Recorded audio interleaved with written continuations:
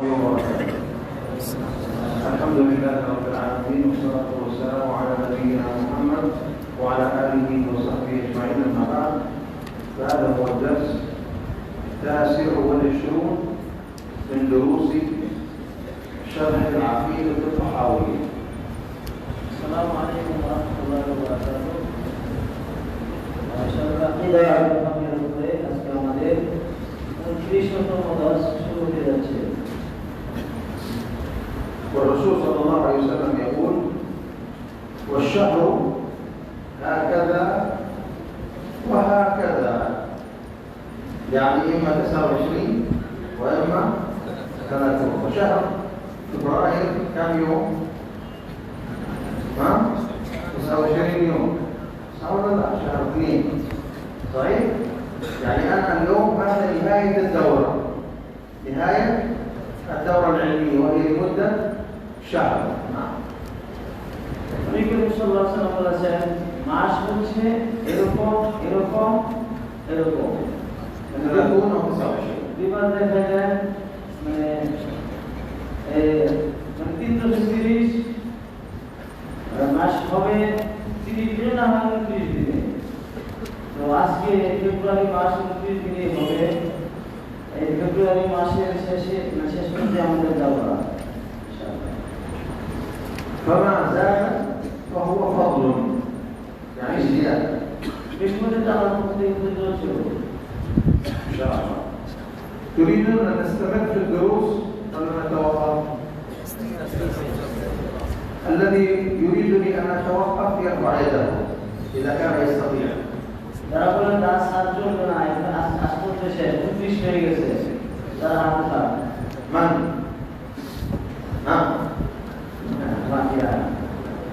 يخافون؟ لا تخافوا إلا من الله. بارك الله فيكم. نعم.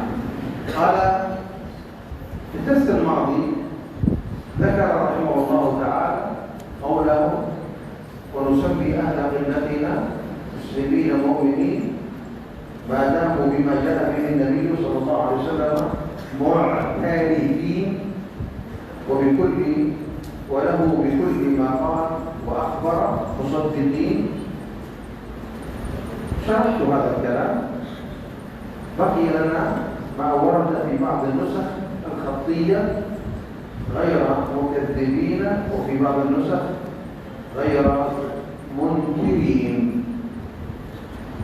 বিগত ক্লাসে গেছে শেখ ইমাম তাহারি রাহিমাহুল্লাহ উল্লেখ করেছেন যে মুসাফি আহলা কিবলাতিনা মুসলিমিন মুকিরিন, মানে ইমানদার কিছু হয়ে গেছে যারা আমাদের কিবলার দিকে ফিরে সালাত আদায় করে তাদেরকে আমরা মুসলমান বলি, তাদেরকে আমরা মুমিনিন মনে করি। এটা কতক্ষণ পর্যন্ত? যতক্ষণ তারা স্বীকৃতি দিবে। নবী সাল্লাল্লাহু আলাইহি ওয়াসাল্লাম যেটা নিয়ে এসেছেন, যে দিন নিয়ে এসেছেন, ওই দিনের স্বীকৃতি যতক্ষণ পর্যন্ত দিলে ততক্ষণ আমরা তাদেরকে মুসলিম মনে করি, মুমিন মনে করি। সেই সঙ্গে নবী করিম সাল্লাল্লাহু আলাইহি ওয়াসাল্লাম যে সমস্ত সংবাদ দিয়েছেন সেগুলোকে যারা সত্য বলে বিশ্বাস করে, যতক্ষণ পর্যন্ত তারা সত্যায়ন করে ততক্ষণ পর্যন্ত তাদেরকে আমরা মুমিন মুসলিম হিসাবে সাব্যস্ত করি। এরপর সে বলছেন যে অতিরিক্ত নুসখা, যেটা এই প্রিন্টকৃত নুসখায় নাই, যেটা আছে হস্তলিপিতে পাণ্ডুলিপিতে আছে, সেখানে যা আছে সেটা সেখানে যা যুক্ত আছে তার ব্যাখ্যা বাকি রয়ে গেছে। সেখানে আছে কি বায়ানা মুখার দিবি, এবং তারা যদি মিথ্যায়ন না করে, নবী সাল্লাল্লাহু যেটা দিয়েছেন সেটাকে যদি মিথ্যায়ন না করে, তিনি যে সংবাদ দিয়েছেন সেটাকে যদি অস্বীকার না করে, তাহলে আমরা আহলে কিবলার লোকদেরকে মুসলিম মুমিন মনে করি না। فإنه رحمه الله ذكر ما يتعلق بالإيمان بالقول، بقوله معترفين، الاعتراف وهو القول باللسان، الإقرار باللسان. وذكر تصديق القلب قولا وعملا بقوله مصدقين. فذكر الأمر الثالث وهو ما ينقض الإقرار وما ينقض التصديق. فذكر عبارة أو عبارتين. العبارة الأولى مكذبين، يعني أن الذي ينقض الإقرار والتصديق هو التكذيب. والثاني العبارة الإنكار، غير منكرين. فجعل نواقض الإيمان تعود إلى التكذيب والإنكار. التكذيب والإنكار.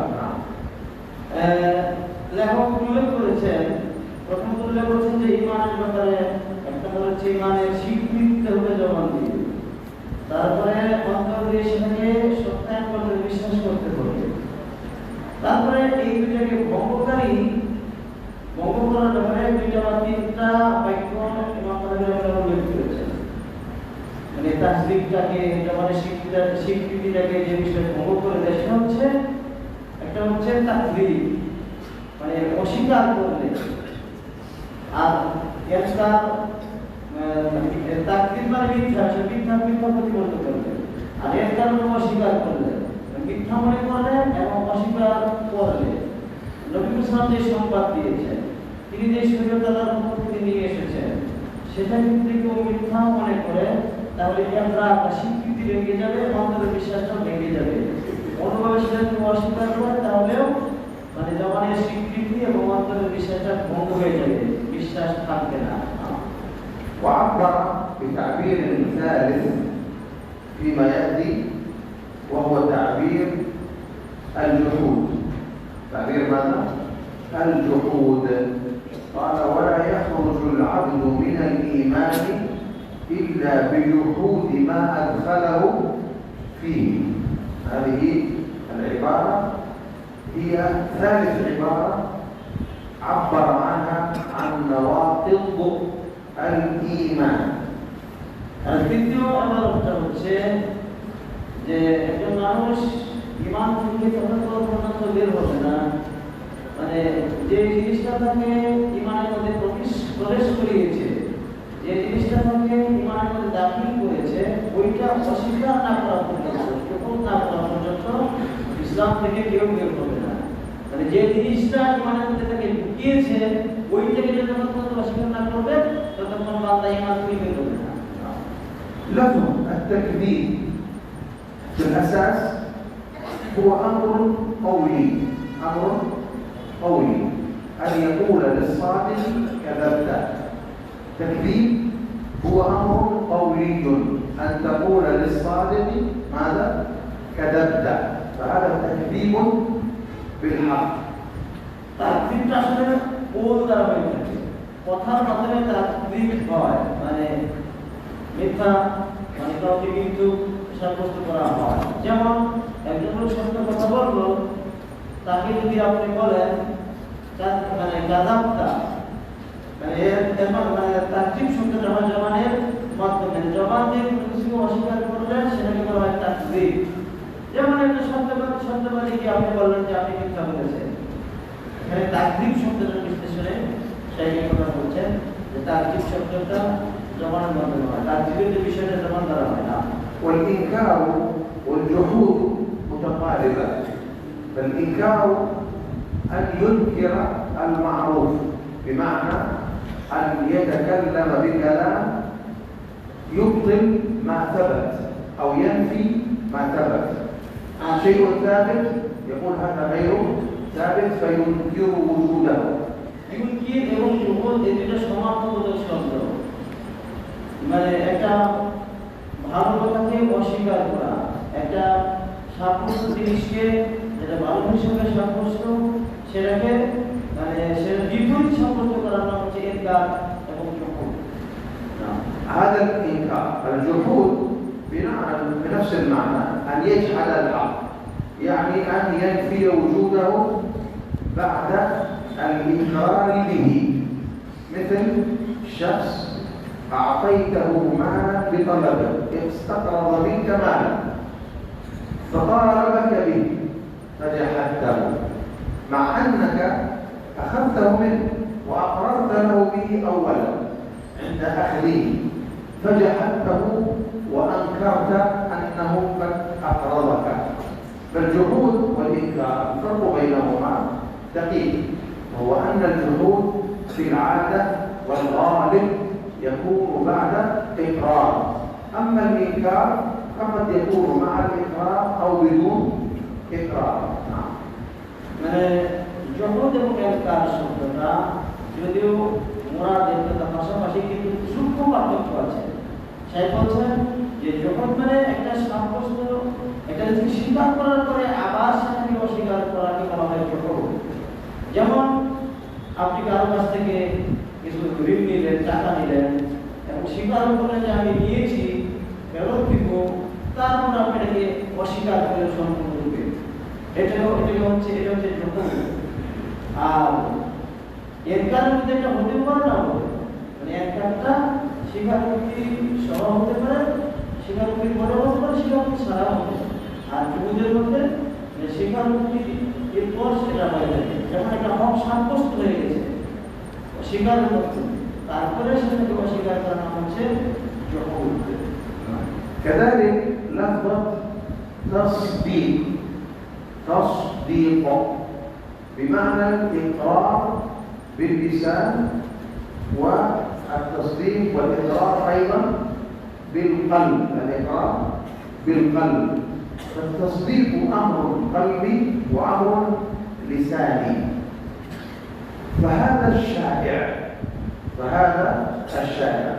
وإن كان التصديق قد يشمل العمل كما قال الرسول صلى الله عليه وسلم: والفرج إن الله كتب على ابن آدم حظه من الزنا مدرك ذلك لا محالة.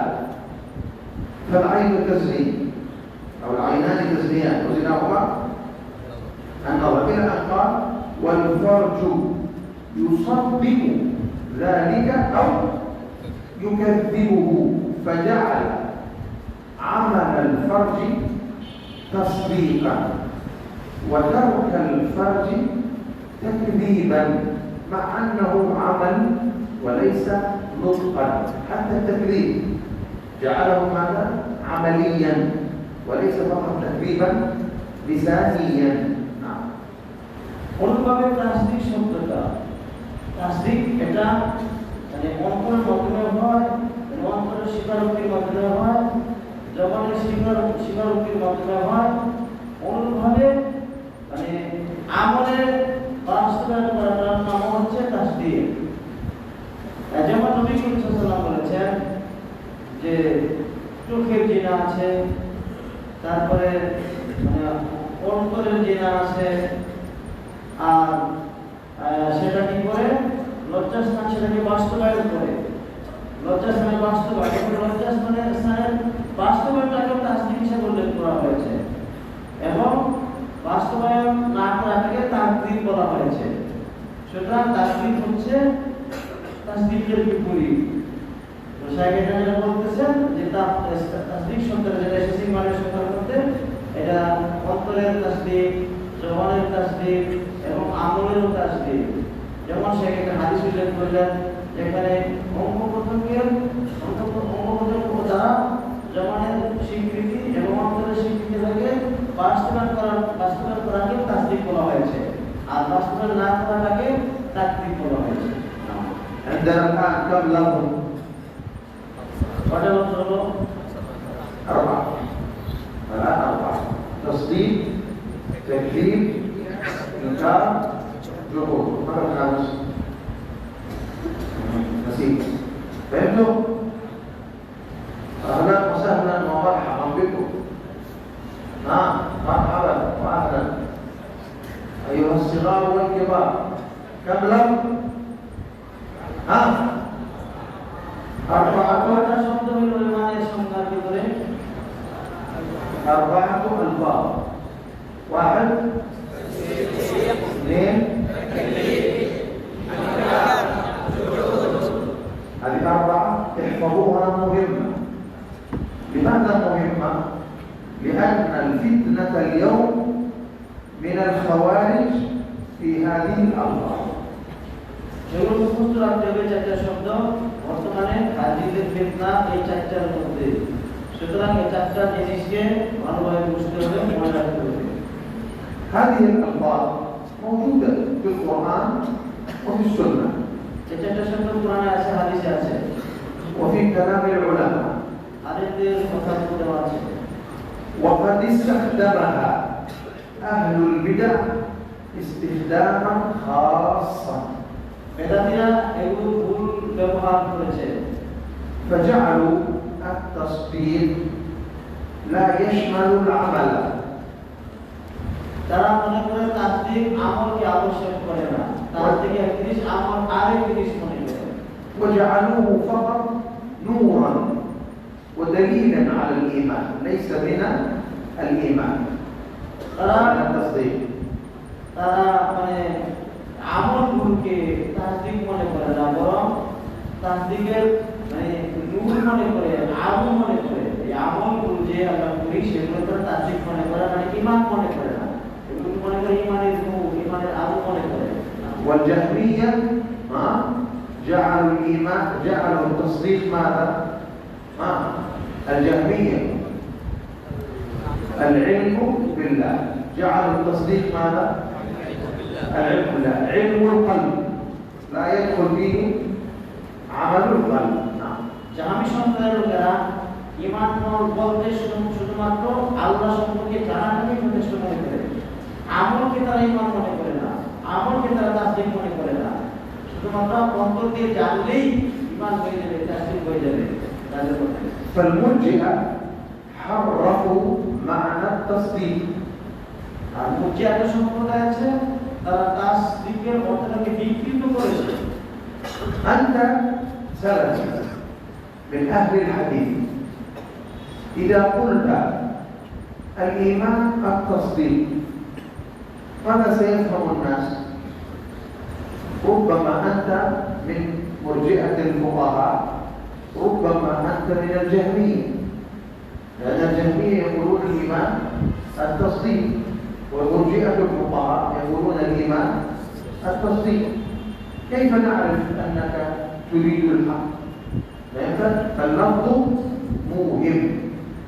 তাসদীক শব্দটা তুমি যদি বলো সালামি হওয়া সত্ত্বেও, আহলে হাদিস হওয়া সত্ত্বেও, তুমি যদি বলো ঈমান হচ্ছে তাসদীক, তো ঈমান তার শুধু তাসদীকের নাম, এটা তো জাহামিয়ারা বলে, এটা তো মুরজিআরাও বলে।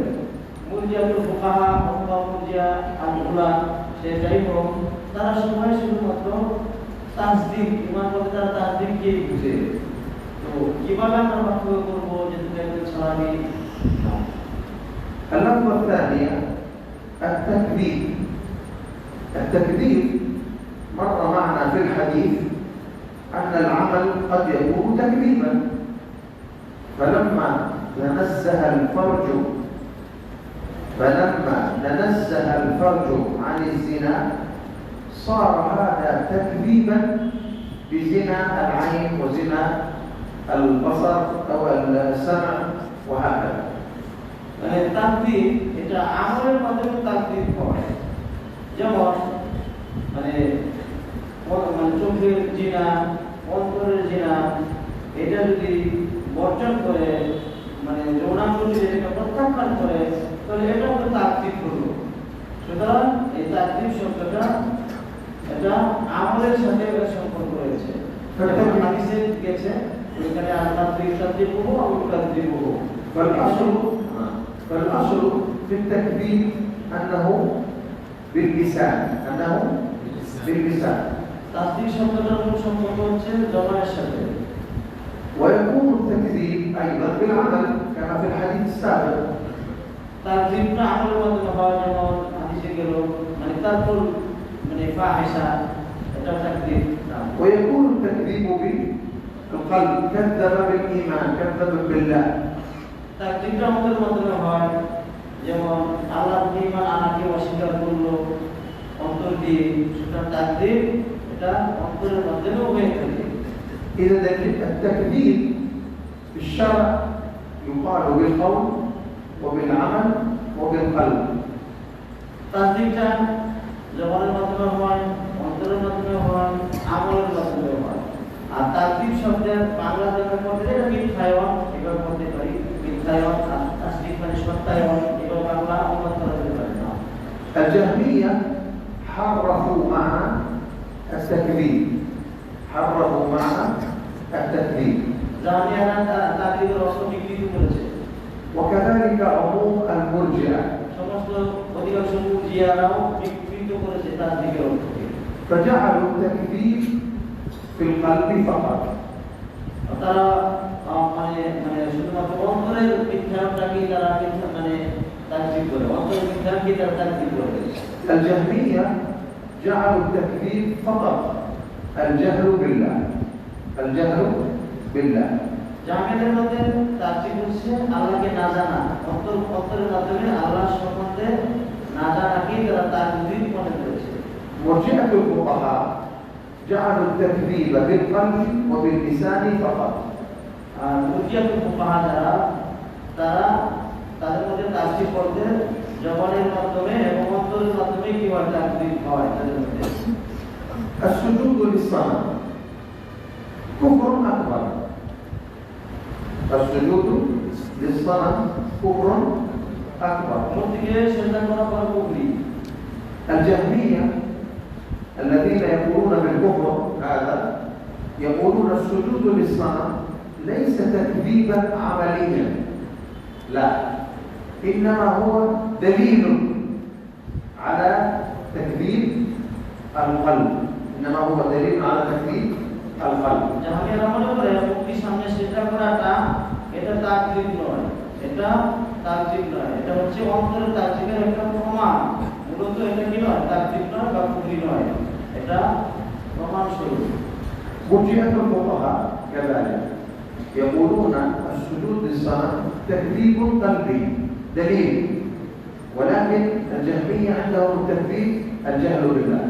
أما مرجئة الفقهاء عندهم ليس فقط الجهل بالله بل تصديق قول القلب وعمل القلب، هذا يخالفه دليل على بطلان ما في القلب من التصديق. মুরজিয়াতুল ফুকাহা মূর্তিকে সিজদা করাটাকে তাকদীর মনে করে না, বরং মনে করে এটা হচ্ছে অন্তর বিশেষের কাজের একটা অসঙ্গতি, অমিল, মুখালাফা। এটা মানে সিজদা করার হুকুম এটা কুফরি নয় বা তাকদীর নয়, বরং অন্তরের সাথে মানে কাজের অমিল বোঝা শুরু করে।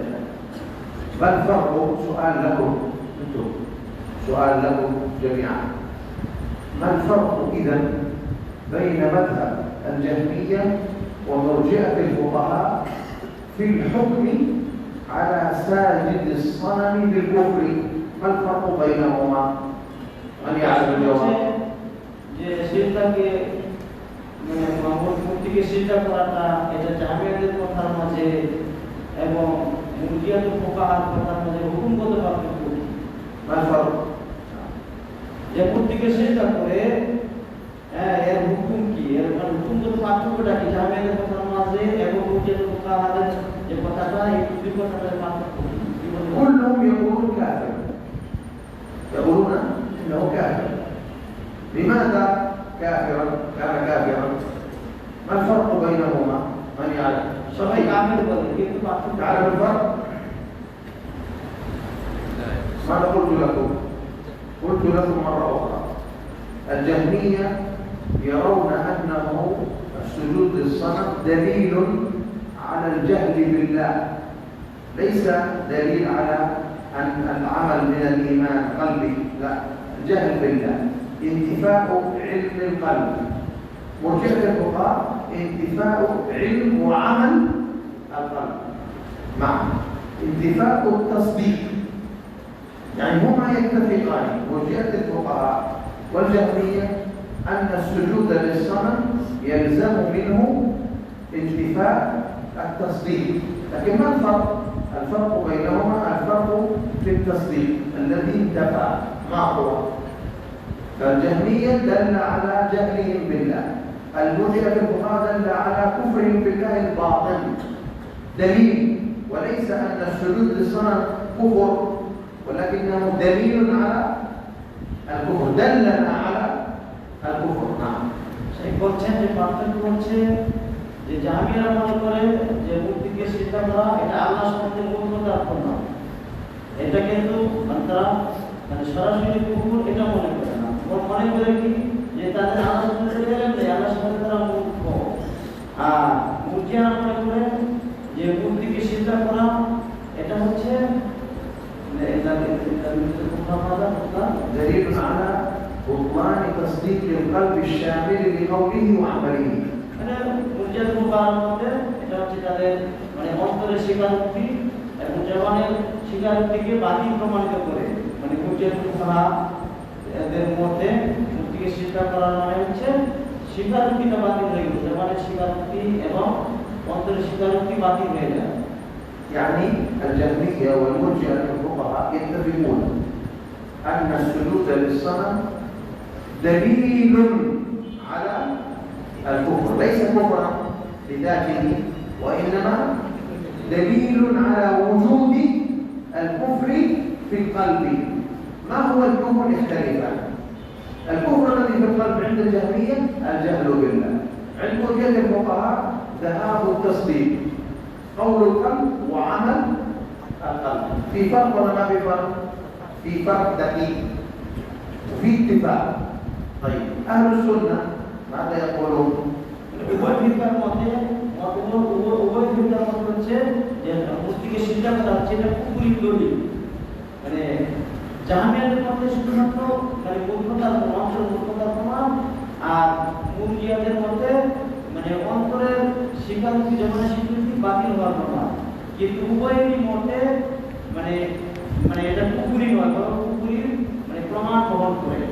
আহলে সুন্নাত ওয়াল জামাতের মতে না, মানটা أهل السنة والجماعة يقولون السجود لغير الله شرك وكفر. আহলে সুন্নাত ওয়াল জামাতের মতে মানে السجود لغير الله كفر. সরাসরি কুফরি। لماذا كفر؟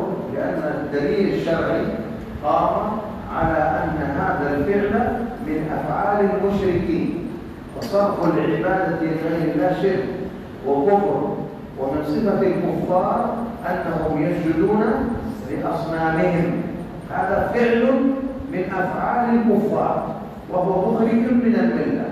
আহলে সুন্নাত ওয়াল জামাতের মতে এটা হচ্ছে কাফেরদের কাজ, মূর্তিকে সিজদা করা হচ্ছে কুফরি, এটা হচ্ছে কাফেরদের কাজ এবং এটা মুসলমানদেরকে ইসলাম থেকে বের করে দেয়।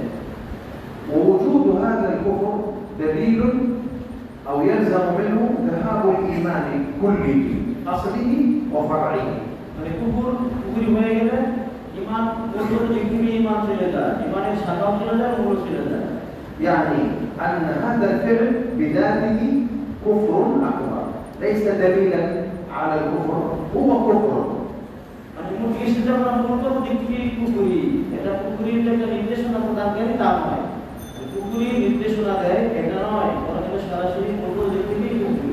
ومع ذلك يقولون من سجد للصنم فلا يمكن أن يسجد للصنم مختارا غير مكره وفي قلبه إيمان، لا بد من فساد الإيمان لتلازم الظاهر مع الباطن، فإنه لا يمكن أن يسجد للصنم وهو متعمد لأجل الدنيا والدراهم والفلوس ويكون قلبه فيه أصل أو فيه الإيمان، لا بد أن يكون في قلبه يوجد الكفر، فلا يمكن أن يكون كافرا ظاهرا مؤمنا باطنا بدون إكراه. مع الإكراه ممكن، مع الإكراه ممكن، أو مع الجهل لا يدري أن أمامه صنم فهو لم يسجد للصنم أصلا، إنما سجد لله ولا يدري أن أمامه صنم.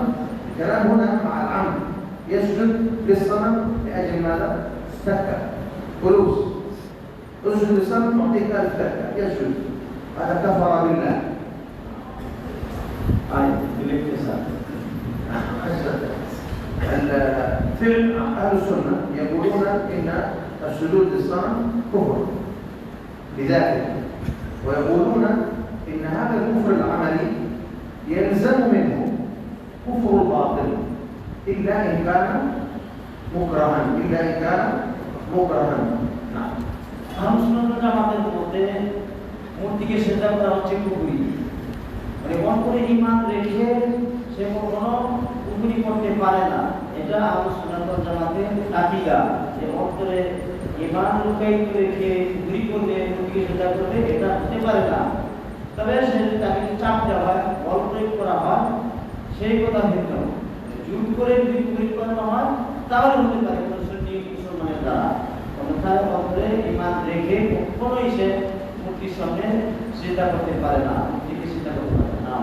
إذا الفرق بين أهل السنة والمرجئة أن أهل السنة يرون السجود للصنم إيش؟ كفر أكبر، لأنه كفر أكبر دل الدليل عليه. আহলে সুন্নাতের মতে মূর্তিকে সেজদা করা হচ্ছে বড় কুফরি, কোরআন সুন্নাহ দলিল এই মতে দলিল রয়েছে।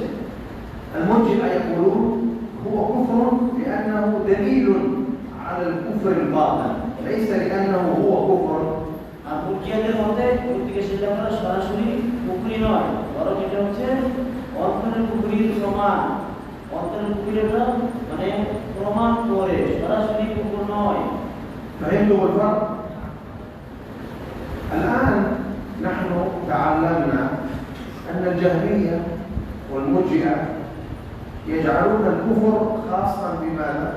بالقلب، والمرجئة الفقهاء يزيدون ما يتعلق باللسان، أما العمل فلا يجعلونه كفرا للخلل عندهم في مسمى ماذا؟ الإيمان. সুতরাং আমরা জানতে পারলাম যে জাহমিয়াতের মধ্যে মানে কুফরিটা হচ্ছে এটা হচ্ছে অন্তরের সাথে খাস, মানে আল্লাহ সম্বন্ধে অজানা থাকা, অজ্ঞতা থাকা। আর মুরজিয়াদের মধ্যে এটা হচ্ছে জবান দ্বারা, জবানের সাথে খাস। فلما يقول السلفي إن الكفر هو التكذيب والجحود، قد يسمع السامع هذا ويظن أنه يقول بما يقول به المرجئة من أن الجحود قلبي وأن التكذيب قلبي، فيبدأ الرد عليهم وأن إبليس يعني هو رفض السجود وكفره رب العالمين مع علمه بالله، يأتي هنا أنه غير مكذب، لكن في الحقيقة أن إبليس مكذب بعمل، مكذب بعمل. لكن نحن الآن نرد على الجهمية. আমরা যদি বলি যে তাকদীর শুধুমাত্র জহুদের নাম, তাহলে এটা যথেষ্ট নয়। তাকদীর এটা মানে সন্দেহ হতে পারে যে এটা কি অন্তরের জহুদ নাকি অপকর্মের আমলের জহুদ, এরকম একটা সন্দেহ থেকে যায়।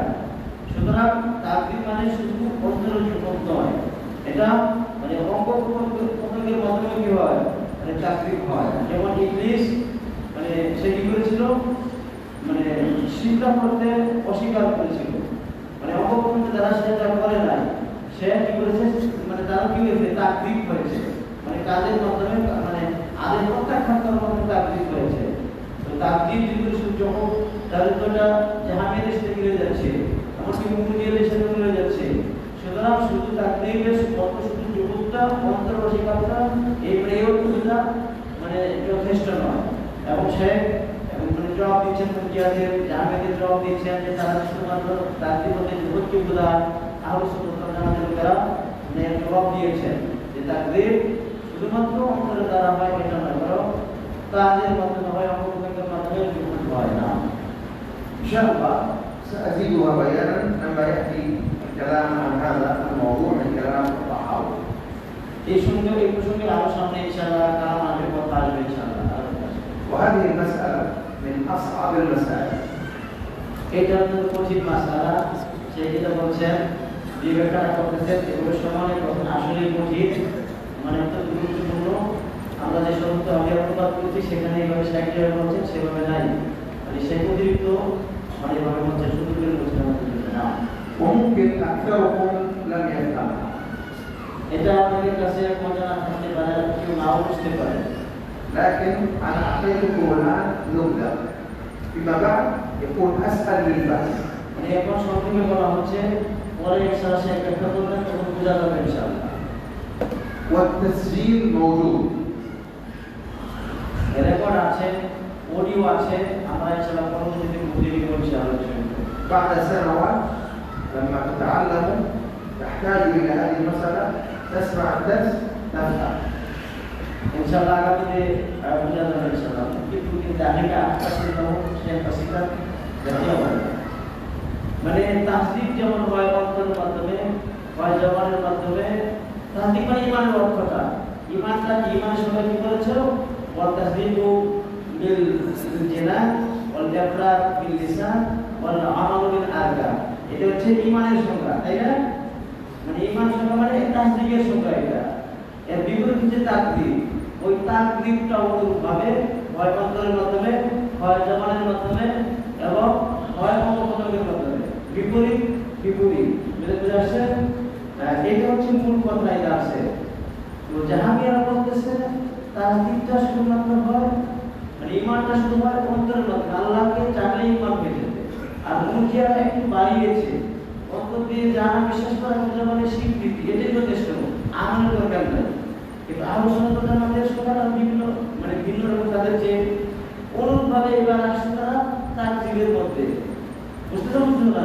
সময় যাচ্ছে না তাকদীরটা জাহামিয়ারা শুধু বলছে কি যে আল্লাহ সম্বন্ধে বলা না থাকাই তাকদীর যেমন আল্লাহ সম্বন্ধে জানলে তাসদিক হয়ে যায় আর না জানলে হয়ে যায় তাকদীর আর মুরজিয়ারা একটু বাড়াইছে মানে অন্তর দিয়ে মানে অস্বীকার করলে এবং জবান দিয়ে অস্বীকার করলে কি হয়ে যায় মানে তাকদীর হয়ে যায় এখানে আমলের মধ্যে তাকদীর হয় না তো আহলে সুন্নাত ওয়াল জামাতের মধ্যে মানে তাসদিকের মধ্যে তিনটা দ্বারা হয় তাকদীরও তিনটা মাধ্যমে হয় অন্তরের মাধ্যমে হয় জবানের মাধ্যমে এবং হয় আমলের মাধ্যমে যে মনে তিনি একটি দলিল দিয়েছেন যেমন জিনার চেষ্টা প্রত্যাখ্যান করবে এটা কি হয় তাসদিক হয়ে গেল অবশ্যই তাসদিক হয়ে গেল যেমন ইবলিস আল্লাহর আদেশে সিজদা করতে অস্বীকার করেছিল অঙ্গপ্রত্যঙ্গের মধ্যে কি হয়ে তাকদীর হয়ে গেছে এটাই হচ্ছে দর্শক সংক্ষিপ্ত মুলাকাত কথা আগামী সেকশন করব هو أختصر لو كرره 100 مرة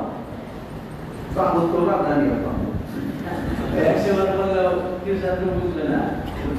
لماذا؟ لأن المسألة صعبة. والعقول ليست كلها واحد.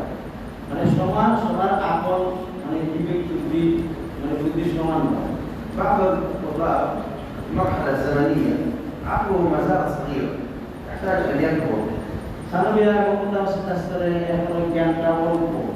وهذا ليس عيبا فيه. وهذا ليس عيبا فيه.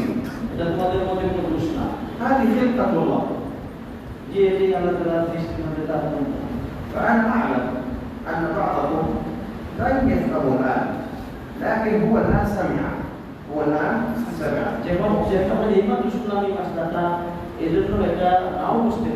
وموجود في قلبه. بعد سنة سنتين إذا قرأ يفهم.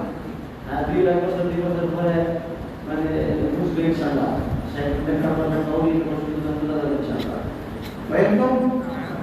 الآن افهموا الكلام والشرح وبعد ذلك إن شاء الله ستفهمون جيدا. لماذا؟ لأن هذه فتنة كبيرة موجودة من 20 سنة.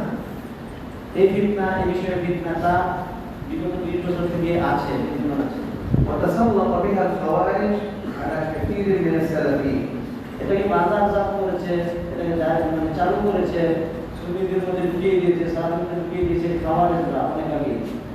وكثير من الشباب السلفي صاروا خوارج بسبب هذه المسألة. وتركوا علماء السنة وبدعوهم وضللوهم وكفروهم.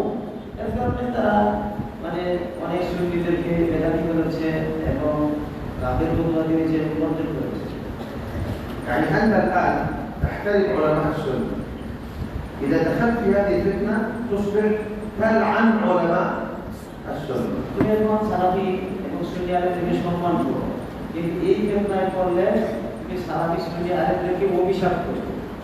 في واحد مصري اسمه عماد فراج.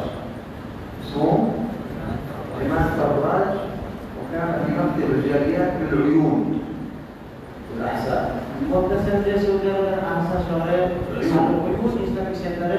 কাজ করতো ইমান আর عباد فراج ইবাদ ফাররাজ তার নাম সে সৌদি আরবের আশাতে একটা ইসলামিক সেন্টারে কাজ করতো هو دخل في هذه الفتنة সে এই ফিতনায় পড়েছে وكان فيه شيء من السلفية সে তাদের সালাফি বন্ধ ছিল মানে কিছু সালাফিয়া ছিল তার মধ্যে ويعتبر طالب علم ছাত্র বলে মনে করা হতো তাকে هو الآن يكفر الشيخ ابن باز الشيخ الألباني الشيخ الفوزان الشيخ ربيع الشيخ الإسلام محمد بن عبد الوهاب وعلماء الدعوة النجدية ويكفر شيخ الإسلام ابن تيمية وابن كثير وابن عبد الهادي كلهم كفار কিন্তু ইবাদ আল ফাররাজ এখন কি করতেছে সে বিল কাসি কাবে হচ্ছে মাহমুদ খালিদ ইবনে সালেহ রহমাতুল্লাহকে এবং শেখ ইবনে তাইমিয়াকে মানে সুন্নি আলেমদেরকে সে এক ব্যক্তি হত্যা করতেছে بسبب ماذا؟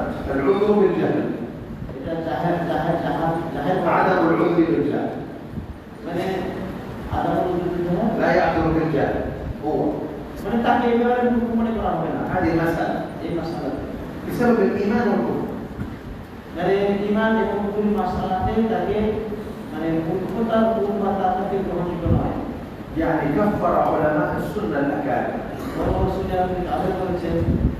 ليس يوجد سلفي إلا هو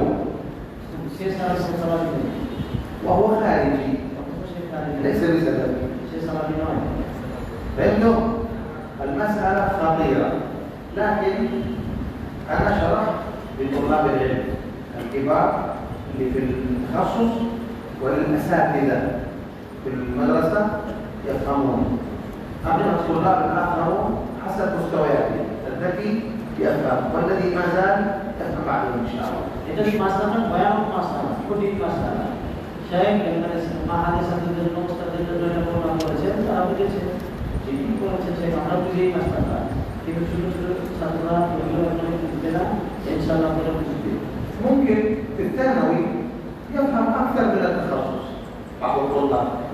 মানে যে বুদ্ধিমান জ্ঞানী সে বুঝবে প্রতিবার সে সামনে স্তরে সে মাহাদিস স্তরের ছাত্রদের চেয়েও বেশি বুঝবে কারণ সে يعني هذا أمر نسبي. মানে ফাহাম বুঝে বিভিন্ন রকম এজন্য যে বুদ্ধিমান সে বুঝবে সহজে নিজের কাজ করে صحيح يا نصر الدين؟ صحيح؟ আসলে কই ما شاء الله. المهم أن هذه المسألة مهمة. الدرس 29 من دروس الطحاوي.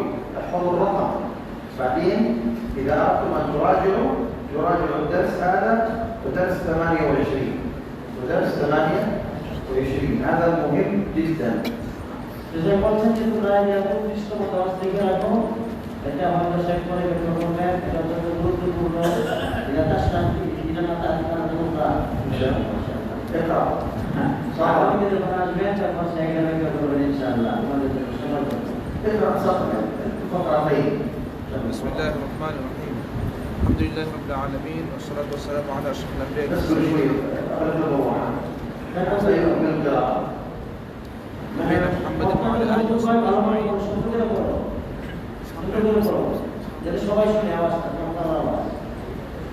أما بعد فقال الإمام أبو جعفر الطحاوي رحمه الله ولا نخوض في الله ولا نماري في دين الله ولا نجادل في القرآن ونشهد أنه كلام رب العالمين نزل به الروح الأمين فعلمه سيد المرسلين محمدا صلى الله عليه وعلى آله أجمعين وأصحابه ببعض النسخ أو وصحبه. وهو كلام الله تعالى لا يساويه شيء من كلام المخلوقين ولا نقول بخلقه ولا نخالف جماعة المسلمين. نعم. قال رحمه الله تعالى ولا نخوض في الله ولا نماري في دين الله تعالى في بعض النسخ ولا نماري في الدين بدل دين الله. إذا عند العبارة الأولى ولا نخوض في الله معنى نخوض في الله يعني أن يتكلموا في الله بغير علم بجهل سواء فيما يتعلق بكيفية صفاته أو بما استأثر الله عنا علمه كعدد أسمائه وكذلك عن صفاته التي غابت عنا. এখানে ওলা নাকুদু ফিল্লাহ এর অর্থ হচ্ছে যে আল্লাহ সম্বন্ধে আমরা না জেনে কথা বলি না, আল্লাহ সম্বন্ধে না জেনে কথা বলি না। সেটা হতে পারে আল্লাহ সিফতের কৈফিয়ত সম্বন্ধে অর্থাৎ আল্লাহ তাআলার সিফতের ধরন পদ্ধতি সম্বন্ধে না জেনে আল্লাহ তাআলার সিফতের ধরন সম্বন্ধে আমরা কথা বলি না, তাহলে ধরন সম্বন্ধে আমরা জানি না। অনুরূপভাবে আল্লাহ তাআলার নাম সম্বন্ধে, আল্লাহ তাআলার নাম যে নামগুলো আল্লাহ তাআলার ইলমের মধ্যে রয়েছে আমরা জানি না, এগুলোর ব্যাপারে আমরা কথা বলবো না। এটা হচ্ছে ওয়ালা নাকুদু ফিল্লাহ। خاض يعني دخل وشارك في قتال، خاض القتال، خاض في الكلام، دخل في الكلام، فخاض يعني شارك ودخل. খাদা ইয়াকুদু এর অর্থ হচ্ছে দাখল, মানে অংশগ্রহণ করলো। খাদা ফিল কিতাল, খাদা ফিল কালাম, মানে কথা বলা শুরু করলো, যুদ্ধ শুরু করলো। সেটা খাদা এর অর্থ হচ্ছে প্রবেশ করা, আমরা প্রবেশ করি না।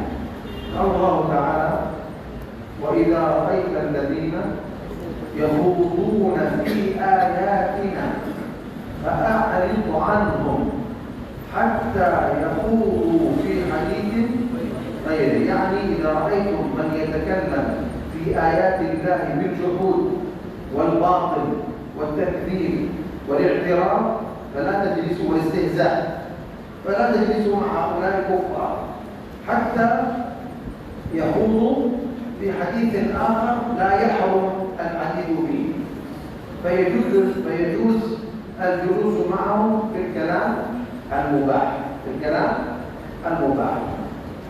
nanti আছে কোন বলা যে তুই যখন দেখবি যে তারা মানে আল্লাহ মানে আমার নিদর্শন সম্বন্ধে তারা কথা বলতেছে, মানে আমার নিদর্শন সম্বন্ধে প্রবেশ করতেছে, মানে তারা বাকি কথা বলতেছে, অন্যায় কথা বলতেছে, অন্যায় কথায় প্রবেশ করতেছে, তখন তুমি তাদের সাথে বলবে না। সেটা কোনো ধরনের কথা বলবে, হালাল কথা, বৈধ কথা মানে না সাবধান, তুমি তাদের সাথে বলবে না।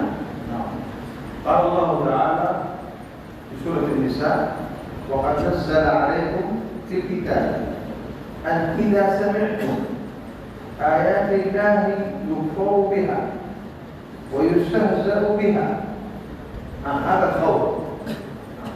وقد نزل ربنا في قراءة وقد نزل عليكم في الكتاب أن إذا سمعتم آيات الله يكفر بها ويستهزأ بها فلا تقعدوا معهم حتى يخوضوا في حديث غيره إنكم إذا مثلهم إن الله جامع الكافرين والمنافقين. من هم هؤلاء الذين يخوضون في آيات الله بالاستهزاء والباطل؟ الكفار والمنافقون. إن الله جامع الكافرين والمنافقين في جهنم جميعا. যেমন আল্লাহ সুবহানাহু ওয়া তাআলা বলেন যে যখন তোমরা শুনবে যে কাফের মুশরিকরা আল্লাহর আয়াতকে অস্বীকার করতেছে অথবা ঠাট্টা বিদ্রুপ করতেছে, তখন তোমরা তাদের সাথে বলবে না, তাদের কথা শুনবে না। তাদের কথা শুনো যেখানে আল্লাহর আয়াতকে অস্বীকার করা হচ্ছে, আয়াতকে বিদ্রুপ করা হচ্ছে, ঠাট্টা বিদ্রুপ করা হচ্ছে, মানে যদি তোমরা তাদের এই কথাগুলো শুনো, তাদের সাথে বসো, তাহলে তোমরা তারা এক হয়ে যাবে, তোমরা তাদের মতো হয়ে যাবে। আল্লাহ সুবহানাহু ওয়া তাআলা কাফের এবং মুনাফিকদের সকলকে জাহান্নামের আগুনের মধ্যে একত্রিত করবেন। إذا هنا ولا نخوض في الله قد نزل عليكم يكفر بها ويستهزأ بها. فالخوض في الله بالكفر به والاستهزاء به، أو الكفر بآياته والاستهزاء به، أو الكفر برسوله صلى الله عليه وسلم والاستهزاء به، أو الاستهزاء بالمؤمنين، كلها من الخوض في الله بالباطل الذي نهى عنه الإمام الطحاوي.